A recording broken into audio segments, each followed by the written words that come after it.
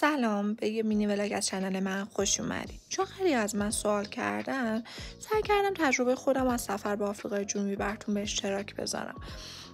اعلان انتخابی ما امارات بود و از کرمان به دبی رفتیم و از دبی به کیپ تاون پرواز داشتیم. پرواز ما از کرمان تا دبی 1 ساعت بود، 10 ساعت استاپ داشتیم که اینجا داشتم به خانواده‌مون توضیح میدادم که نگران ما نباشین. فرودگاه دبی خیلی بزرگه، خیلی دیدنیه، خیلی امکانات داره و واقعا داره به ما خوش میگذره و واقعا هم همین جور بود. 6 7 ساعت برای ما عین برق و باد گذشت.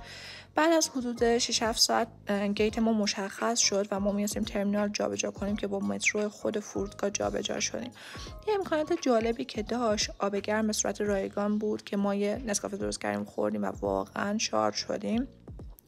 و وقتی که پرواز ما شروع شد شب بود و واقعا ویو دیدنی بود و ما رو سرگرم کرد و واقعا صادقانه بخوام بهتون بگم این 10 ساعت پرواز به ما خیلی خوش گذشت، خیلی رسیدگی کردند و واقعا اذیت نشدیم. صبح رسیدیم کیپ تاون و این بود از اولین روز از سفر ما.